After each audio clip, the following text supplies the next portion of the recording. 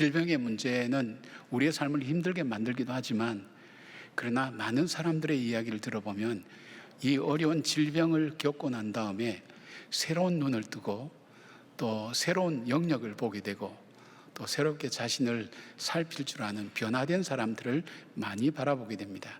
그러니까 질병으로 인해서 고통과 아픔이 있지만, 그러나 질병을 통해서 우리가 새로운 것을 바라보고 또 변화되는 우리의 모습을 바라보면 질병은 고통스러운 것만은 아니라는 것을 우리가 알게 됩니다. 오늘 본문도 우리 주님께서 질병에 대한 문제를 다루고 있습니다. 우리 주님께서 무엇을 다루고 있는가? 오늘 이 백부장의 종이 죽을 병에 걸려서 예수님께 유대인 장로들을 보내어서 그 종을 낫게 해달라고 요청합니다. 또 벗들을 보내어서 그 벗들을 통해서 예수님, 우리 가정에 들어오시기 제가 감당치 못하겠습니다. 말씀만 하시면 나을 줄 믿습니다. 그런 백부장의 믿음에 대한 부분을 오늘 말씀 속에서 다루고 있습니다. 예수님께서 공생애를 시작하시고, 그리고 또 회당에서 또 자신이 메시아인 것을 가르치고 그렇게 하신 예수님께서 행하시는 일들, 가시는 곳이 우연한 곳은 없습니다. 오늘 주님께서 이 백부장 가버나움의 백부장 집으로 가시는 이 걸음은 주님이 어떤 것을 이 제자들과 그 사람들에게 보여주시기 위한 것이 있습니다. 그것은 바로 오늘 저와 여러분에게도 동일하게 주님께서 말씀하시고 싶은 것이 있다는 것을 우리가 알게 됩니다. 주님께서 우리에게 말씀하시기를 원하신 메시지가 뭘까요? 첫 번째로 보면 예수님께서 언약하신 메시아라는 것을 보여주시고 말씀하시기를 원하셨습니다. 말씀드린 것처럼 예수님께서 말씀을 마치시고 가버나움으로 들어가실 때에 유대인의 장로 몇 사람이 예수님께 나와서 어떤 백부장의 사랑하는 종이 죽을 병에 들었는데 고쳐달라고 간청합니다. 그러면서 이 장로들이 좀 특이한 그런 이유를 댑니다. 5절 보니까 그가 우리 민족을 사랑하고 또한 우리를 위하여 회당을 지었나이다 라고 그렇게 말합니다. 그래서 이분에게 합당하다는 표현을 씁니다. 정말 이분은 우리 민족을 사랑했다. 이 사랑했다는 이 단어를 아가파오라는 단어를 쓰는데, 여러분 잘 알지 않습니까? 이 신적인 사랑을 얘기할 때 말합니다. 그냥 보통 사람에게서 찾아볼 수 없는 바로 정말 신적인 사랑으로 우리 민족을 사랑했고, 그리고 우리의 자녀들을 말씀으로 가르치고 양육할 수 있도록 회당을 자기의 사비를 들여서 지어서 우리에게 줄 정도로 이분은 참 특별한 분입니다. 그러니까 이분에게 꼭 가셔서 그 종을 낫게 해주셨으면 고맙겠습니다. 그렇게 간청을 하시는 것입니다. 굉장히 설득력 있는 내용이죠. 왜냐하면 있을 수 없는 일을 했고 할 수 없는 일을 한 특별한 사람인 것을 나타내고 있습니다. 이 말씀을 듣고 예수님은 백부장 집으로 가게 됩니다. 근데 예수님께서 이방인인 이 모든 유대인들이 꺼려했던 이방인인 백부장의 집으로 가시게 된 이유가 뭘까요? 정말 이 백부장은 예수님께서 정말 설득이 되고 이해가 되고 정말 이 사람은 무엇을 베풀어줘도 아깝지 않다는 그런 마음이 들어서 가셨을까요? 아니면 그냥 거기에 아픈 사람이 있으니까 그냥 찾아가셨을까요? 예수님께서 말씀하고 싶은 것, 이것을 찾기 위해서는 우리가 예수님의 공생애를 시작하시기 전에 광야에서 마귀에게 시험을 받으시고 나오셔서 나사렛 자기가 자란 동네 회당에 들어가셔서 말씀을 읽을 때에 예수님이 이사야 61장 1절 말씀을 찾아서 읽으셨습니다. 그 내용이 4장 18절이 나오는데, 주의 성령이 내게 임하셨으니 이는 가난한 자에게 복음을 전하게 하시려고 내게 기름을 부으시고 나를 보내사 포로된 자에게 자유를, 눈먼 자에게 다시 보게 함을 전파하며 눌린 자를 자유롭게 하고 주의 은혜의 해를 전파하게 하려 하심이라 하였더라 라는 말씀을 읽으셨습니다. 그리고 그 자리에서 자신이 이사야가 예언한 메시아라고 그렇게 선포하셨습니다. 기가 막힐 노릇이죠. 나사렛 동네에서 함께 자란 거 다 아는데 갑자기 자기가 나타나더니 전통적으로 알고 있는 이 메시아에 대한 그 말씀, 예언의 말씀을 읽고 나더니 자기가 그 메시아라 그럴 때 사람들이 분노하지 않을 수가 없었습니다. 이로 인해서 예수님을 죽이려고 하는 운동까지 일어났습니다. 그런데 예수님께서 예를 또 듭니다. 바로 이 엘리야 시대에 이스라엘에 많은 과부가 있었지만 이방 땅 시돈에 있는 사렙다 과부에게 흉년 때 베풀어 주신 은혜에 대한 말씀도 하시고, 그리고 이스라엘에 나병 환자들이 많이 있었지만 이방인인 수리아 사람 나만 장군만이 고침을 받았다는 말씀을 하시면서 유대인만의 메시아가 아니라 모든 민족과 사람을 위해 보냄을 받은 메시아임을 증거하게 됩니다. 이해가 됩니까? 바로 예수님은 이방인의 구원을 위해서도 오셨다는 것을 보여줍니다. 더 직접적으로 말씀드리면 저와 여러분, 이스라엘 백성들, 유대인 입장에서 보면 우리들도 이방인입니다. 바로 우리를 위하여, 나를 위하여 오셨다는 것을 주님께서 말씀하고 있다는 것입니다. 어느 민족 구분 없이 가난한 자, 포로된 자, 눈먼 자, 눌린 자들에게 하나님의 은혜를 증거하고 구원하시기 위해서 오셨다는 것을 주님은 말씀하고 있습니다. 평지수훈을 말씀하시고, 6장에 있는 평지수훈을 말씀하시고, 바로 이방인인 백부장의 집으로 가는 것은 모든 인류를 위해 오신 언약하신 메시아임을 보여주시기 위한 것입니다. 여러분, 우리가 어떤 공로가 있고 회당을 지어주고 그렇게 해서 주님께서 우리에게 찾아오신 게 아니지 않습니까? 우리는 아무 공로 없어요.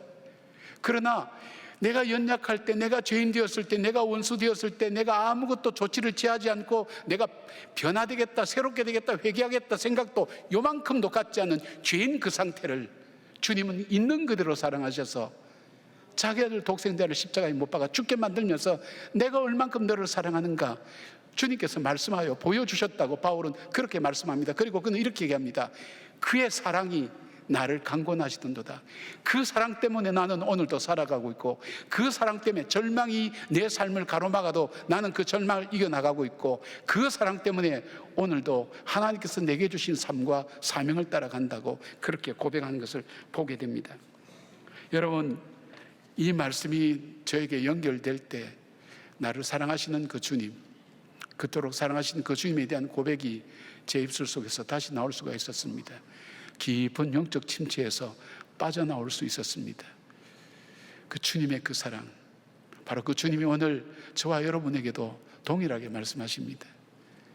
너는 절망하고 좌절하고 내가 하나님 앞에 바로 살지도 못하고 죄 있는 상태에 그대로고 심지어는 하나님을 대적하는 일들을 하고 그래도 하나님께서 있는 모습 그대로 사랑하신다는 것, 그리고 그 사랑이 얼만큼 분명하고 확실하고 그리고 대단한 것인가 하는 것을 그 상태에 있는 그대로 십자가에서 아들을 못 박아 죽게 만들며 그 피로 우리의 죄를 씻어주시고 구원해 주셨다는 사실, 그것을 주님은 전하고 증거하고 싶으셨던 것입니다. 그 주님은 그 제자들과 그 사람들과 이방인들에게만 전하고 싶은 말씀이 아니었습니다. 오늘 저와 여러분들에게도 동일하게 말씀합니다. 내가 너를 얼마나 사랑하는지, 너가 연약할 때, 너가 죄인 되었을 때, 너가 나와 원수가 되었을 때도 나는 그거 어떤 불임하지 않았던, 비난하지 않았던, 있는 그대로 탕자가 돌아올 때에 아버지가 너희 자식 다시는 그런 일을 하지 않지, 그렇게 하지 않고 그냥 있는 그대로 품에 안아주시고 가락지를 끼우고 씻기고 발을 씻기고 신발을 씻기고 옷을 입히고 송아지를 잡고 축제를 열어서 축복하며 죽었다가 살아난 아들로 받아들이며 환영했듯이 바로 우리를 지금도 부르시고 계시고 함께하고 계신다는 것입니다. 백부장의 집을 찾아가신 주님의 발길, 바로 여러분의 인생의 길에, 인생의 집에, 인생의 길 가운데 찾아오셔서 함께 하시는 주님인 것을 믿으시길 바랍니다. 그 믿음으로 응답하면서 여러분 삶 속에 힘들고 어려운 일이 할지라도 낙심하지 않고 지금도 나를 붙들고 나와 함께 계시는 그 주님이 나에게 사랑하신다고 여전히 말씀하시는 그 음성을 우리의 일상을 통해서 발견하시고 그 음성을 듣고 응답하는 믿음의 사람 되기를 주님의 이름으로 축복합니다. 두 번째로 주님께서 이 사건을 통해서 나타내기를 원하셨던 것은 믿음의 역사입니다. 믿음의 능력이라고도 얘기할 수 있죠. 믿을 때 일어나는 놀라운 역사를 주님은 보여주신 것입니다. 9절에 보니까 예수께서 들으시고 그를 놀랍게 여겨 돌이키사 따르는 무리에게 이르시되 내가 너에게 이르노니 이스라엘 중에서도 이만한 믿음은 만나보지 못하였도다 하시더라. 어떤 믿음입니까? 주님께서 놀랐던 믿음, 그리고 칭찬하셨던 믿음. 이 믿음 뭐냐면 첫째, 이방인인 이 백부장이 예수님께서 오셔서 내 하인의 그 내 종의 병을 낫게 해달라고 요청하고 예수님께 요청하면 그 아이는 반드시 나을 거라는 확신을 가지고 부탁하는, 간청하는 그 간청의 믿음, 바로 그 믿음이 바로 주님께서 놀라시고 주님께서 칭찬하신 믿음이라는 것입니다. 주님께서 놀라운 기적을 일으키셨던 이 믿음은 어떤 걸까요? 믿음의 장으로 잘 알려진 히브리서 11장 6절에 믿음에 대해서 이렇게 설명합니다. 믿음이 없이는 하나님을 기쁘시게 하지 못하나니 하나님께 나가는 자는 그가 계신 것과 또한 그가 자기를 찾는 자들에게 상 주시는 이심을 믿어야 할지니라. 이 말씀을 아도핑크 목사님이 이렇게 강해를 했습니다. 믿음이란 먼저 하나님께 나가야 하는 것입니다.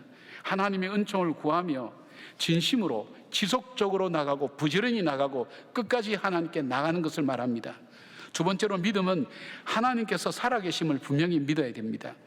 그의 풍성함에 확신이 있어야 됩니다. 언약하신 대로 행하시는 하나님의 살아계심, 하나님의 성품과 존재를 믿어야 됩니다.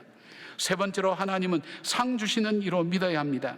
하나님의 풍성한 방법으로 죄인에게 베푸신 은혜로 우리 간구를 들으시고 응답하신다는 것을 기대하는 것을 말합니다. 백부장은 이 믿음을 갖고 있었습니다. 예수님께 놀랄만한 믿음을 고백했습니다. 무엇을 믿었습니까? 그에게 있어서 믿었던 그 믿음의 모습은 뭡니까? 하나님의 살아계심을 믿는 사람.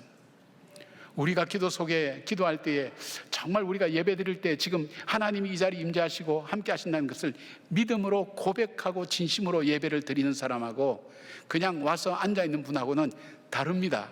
같은 자리에 같은 모습이지만 그 마음의 움직임이 다릅니다. 달라집니다. 하나님이 내 기도를 지금도 듣고 계시고 알고 계신다는 것, 하나님께 먼저 나간다는 것. 여러분 일단 하나님께 나왔습니다. 나오신 여러분들 부지런히 끝까지 지속적으로 마지막까지 하나님께 나가야 된다는 것입니다. 중도에 포기하면 안 됩니다. 하나님의 살아계심을 믿어야 됩니다. 주님이 살아계셔서 지금 내 기도를 들으시고 나의 부르심과 형편을 알고 계신다는 확신을 갖고 믿음을 가지고 있으셔야 됩니다. 그리고 기대하셔야 됩니다. 그 기대는 나에게서 나오는 것도 아니고 세상에서 나오는 것도 아니라 하나님 안에 갖고 계시는 자비와 긍휼에서 나오는 그 응답의 역사심을 믿는 그 믿음, 그것이 기적을 이루는 삶을 이루게 되는 것입니다. 인생을 살아갈 때 복되고 아름답게 살기 위해서 보니까 한 세 가지가 필요합니다. 제가 목회도 오랫동안 하고 이제 상담도 하면서 수많은 사람들을 쭉 만나면서 여러 과정을 만나면서 참 인생을 저 사람은 잘 산다 할 때 그게 그 사람에게 크게 한 세 가지가 있더라고요. 첫 번째가 뭐냐면 에너지가 있어요. 힘이 있어요. 뭔가 일을 하려고 하는 의욕이 있어요. 나쁜 거라고 하면 좋은 의욕, 긍정적인 좋은 의욕이 그 속에 있어요. 뭔가 해야 되겠다는 동기가 분명해요.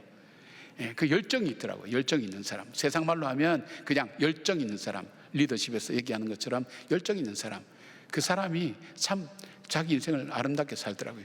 두 번째는 지혜가 있는 사람입니다. 이 지혜라는 것은 분별력을 말합니다. 내가 움켜쥐어야 될 것과 놓아야 될 것, 가까이 해야 될 것과 멀리할 것, 사랑할 것과 미워할 것, 품어야 될 것과 버려야 될 것, 이 모든 것들에 대한 분별력을 가지고 있는 거예요. 이 분별력을 가지고 있는 사람은 실수가 별로 없고 뭡니까? 잘못된 길로 가지 않는 거예요. 자기 길로 정로로 가는 거예요. 그래서 세 번째는 좋은 습관과 성품을 가지고 있는 사람, 좋은 습관을 가지고 있는 사람. 그래서 그 사람으로 하여금 경건하고 하나님 중심으로 살아가는 것. 이것이 어디서부터 올까? 여러분, 이것이 어디서부터 오는가 하면 바로 이 말씀에서 옵니다. 히브리서 4장 12절에 보니까 하나님 말씀은 살아있고 활력이 있어. 하나님 말씀 속에 생명력이 있다는 거예요. 그러니까 말씀이 내 속에 들어오면 그 말씀이 내 안에 생명을 일으키고 활력을 일으키는 힘이 바로 하나님 말씀 속에 있다는 거예요. 성경은 그렇게 증거하고 있습니다. 그 다음에 우리가 정말로 지혜롭게 사는 것은 디모데후서 3장 16절을 보니까 모든 성경은 하나님의 감동으로 된 것으로 교훈과 책망과 바르게 함과 의로 교육하기에 유익하니라고 되어 있습니다. 지혜와 분별력이 이 말씀 속에 있다는 것입니다.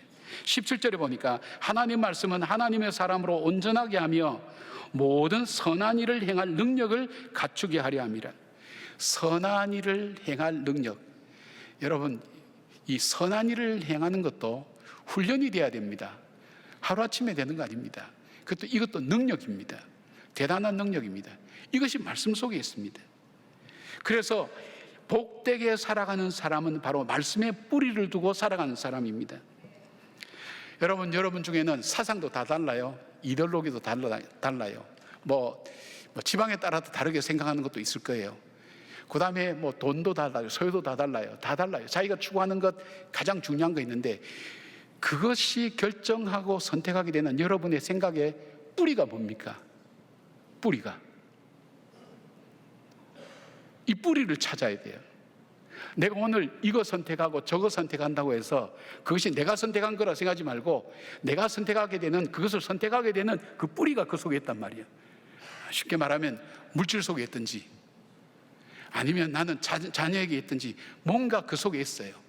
세상의 정의를 위하고 공의를 위한다고 얘기하는 사람도 있어요. 그런데 그 사람들 삶을 바라보면 그 속에 자기 욕심과 자기 중심적인 것이 뿌리가 되어 있어요. 그리고 그 밑바닥에는 물질이 되어 있어요. 유물론적인 세계와 이 생각을 갖고 있단 말이에요. 그것이 뿌리예요. 거기에서 나와요. 선한 일도 할 수 있을 거예요. 그러나 그 뿌리는 오래가지 못해요. 열매를 맺지 못해요. 생명력이 없어요. 소망이 없어요. 그리고 자기 욕심과 정욕으로 가득 차서 결국은 헛된 인생, 무너진 인생을 살 수밖에 없는 거예요. 그러나 자기의 이 생각이 이 말씀 속에 뿌리가 있고, 그 뿌리 위에 사상이든 이론이든 이데올로기든 무엇이든 다 세운데, 이 뿌리가 있는 사람은 살아나는 거예요. 생명력이 있는 거예요. 소망이 있는 거예요. 활력이 있는 거예요. 분별력이 있는 거예요. 지혜가 있는 거예요. 여러분, 말씀 앞에 여러분의 귀를 여시길 바랍니다. 말씀 앞에 마음을 여시길 바랍니다. 예수님의 소문이 백부장의 귀에 들린 것처럼 하나님 말씀이 여러분 심령에 들려지고 마음에 새기기를 기원합니다. 주님께서 칭찬하시고 놀랄 만한 믿음의 사람 되기를 축복합니다. 말씀의 뿌리 박은 영성이 되기를 축복합니다. 세 번째로 주님께서 이 사건을 통해서 나타내기를 원하시는 것은 바로 중보기도의 능력에 대한 것입니다. 우리는 백부장과 병들어가는 종의 관계를 살펴보아야 합니다.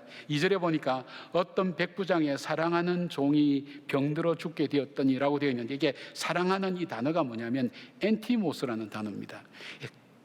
엔티모스라는 단어의 정확한 번역은 존중받는 소중한 그런 뜻인데, 이 단어의 어원이 되는 티마오라는 이 단어는 구체적인 의미에서 아래에서 위를 올려다보며 품는 감정을 말합니다. 그러니까 당시 백부장이 종을 생각할 때에 윗사람이 아랫사람을 후대하는 정도를 넘어서서 자신을 낮추어서 섬기는 자세로 종을 소중하게 여긴 것을 의미합니다. 백부장이 종을 사랑하는 마음은 유대인 장로들에게도 잘 전달되었습니다. 마음을 나누는 친한 친구들에게도 잘 전달되어서 그는 그렇게 살아가는 거 보면 그는 섬김의 리더십을 가지고 살아가는 사람입니다. 그러기에 백부장은 종을 자기의 도구처럼 생각하는 일반 통념적인 관념에서 생각하는 것이 아니라 자기의 자녀처럼 사랑하고 아끼는 것을 보여주고 있습니다. 백부장의 믿음은 예수님의 말씀이 공간을 초월해서 역사하시는 능력이 있었음을 그는 믿었습니다. 우리가 중보기도 훈련 받을 때에 중보기도는 주님께서 가장 기뻐 받으시는 기도라고 그렇게 배웠습니다.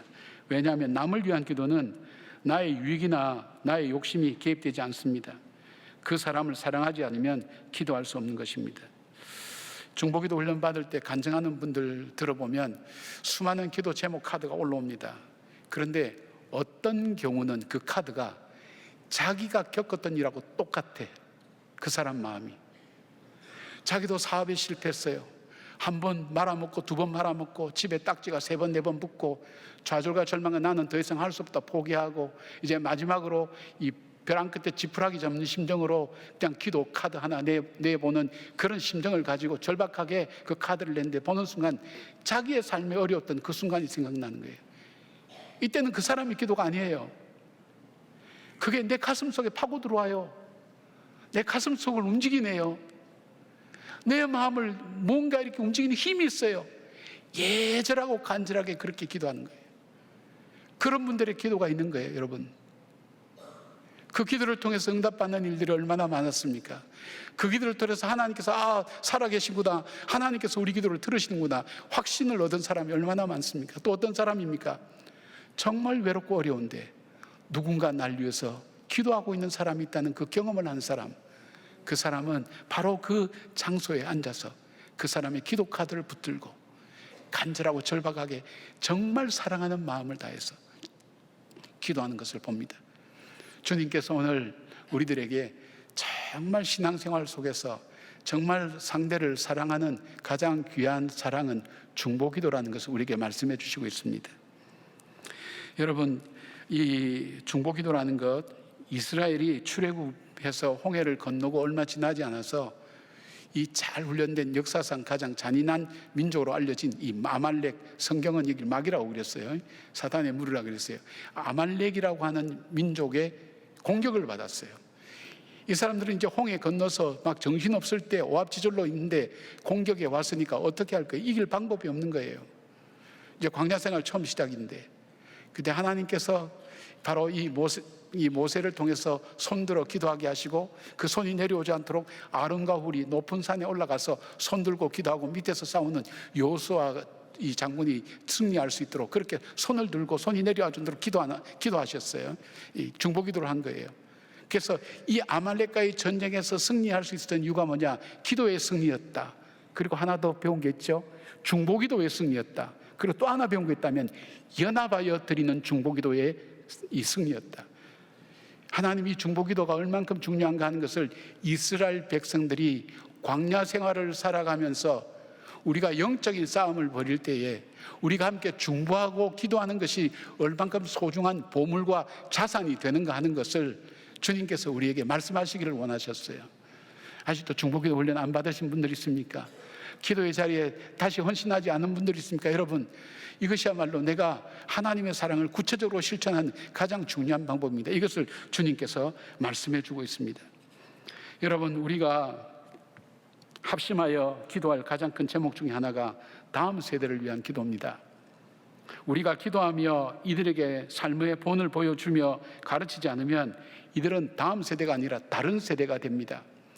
이스라엘 백성이 가나안 땅에 그 어렵게 정착하고 나서 그 속에서 이 하나님께서 말씀하신 대로 이들에게 하나님 말씀을 가르쳐 지키게 하라는 그 말씀을 실천하지 않았어요. 말씀 가르치지 않았어요. 그래서 광야를 거쳐오고 가나안 땅을 건넜던 그 사람들이 죽고 난 다음에 이들은 가장 복된 자리에서 가장 심한 죄를 짓습니다. 그러다 결국 쫓겨나게 되어 있습니다. 멸망하게 되어 있습니다. 여러분, 우리의 자녀들과 우리 후손들이 그렇지는 않나요? 지금 사회에서 들려지는 뉴스나 이 소식을 들으면서 우리 세대가 지금 무너지고 있구나, 우리나라가 지금 무너지고 가고 있구나 하는 그런 위기의식을 느낀 적이 없나요? 사랑하는 여러분, 정치나 경제나 심지어는 안보까지도 회복되는 데는 시간이 그렇게 많이 안 걸릴 수도 있어요, 경우에 따라서는. 그러나 교육의 문제는 한 세대가 지나가야 변화가 와요. 지금 잘못해 놓으면 이게 한 세대가 지나가야 되니까 30년, 40년 가야 되는 굉장히 중요한 사역이에요. 그러니까 여러분, 지나가는 기도를 할지라도 이 땅에 우리 어린아이들과 청년들을 위해서 기도하셔야 돼요. 우리가 합심해서 함께 기도하셔야 돼요. 여러분의 기도가, 여러분의 간구가 바로 하나님의 보좌를 움직이고 역사를 바꾸는 놀라운 능력이 있다는 것을 주님은 우리에게 오늘 가르쳐 주시기를 원하시는 것입니다. 사랑하는 여러분, 주님도 오늘은 우리에게 말씀하세요. 나야 나, 내니 두려워 말라 하신 말씀처럼 염려하고 걱정하고 나는 어디로 가야 될지 알지 못하는 그런 삶인데 바로 이스라엘 백성을 인도하시고 보호하시고 공급하시는 그 하나님, 그 하나님이 나의 하나님이야. 주님은 그것을 우리에게 말씀하고 싶으세요. 그것을 믿었던 다윗은 이렇게 고백합니다. 하나님은 나의 반석이요, 나의 요새요, 나의 피난처요, 나의 산성이시요, 내가 누구를 두려워하리요. 이 공고한 자가 주께 부르짖으며 주께서 응답하시나이다. 그 믿음을 믿고 그는 담대하게 자기 인생의 운명을 헤쳐나가면서 하나님 역사를 만들어가는 사람이 되었어요. 주님 오늘 우리에게 말씀하세요. 지금 너의 문제 앞에 내가 너의 구세주야, 내가 너의 구원자야, 내가 너를 보호할 거야, 내가 너를 인도할 거야, 내가 너를 공급할 거야, 나를 찾아 나에게 나오라고 주님은 말씀하고 있습니다. 그분이 나를 구속하셨다는 그 큰 놀라운 기쁨과 감사가 우리 마음속에 넘쳐나기를 바랍니다. 주님께서 말씀하십니다. 믿음의 능력을 체험할 수 있는 사람, 그리고 중보기도의 놀라운 능력을 함께 우리에게 선물로 알려주시면서 우리가 신앙생활하는 동안 믿음의 반석에 굳건하게 서서 믿음의 내 인생의 뿌리를 내리고, 그리고 중보 기도하면서 서로가 서로를 위해서 기도하면서 우리 가정을 위해서 기도하고 가족들을 위해서 기도하면서 공간을 뛰어넘는, 시간을 뛰어넘는 하나님의 능력의 나타나심을 체험하는 우리 성도들 되기를 주의 이름으로 축원합니다.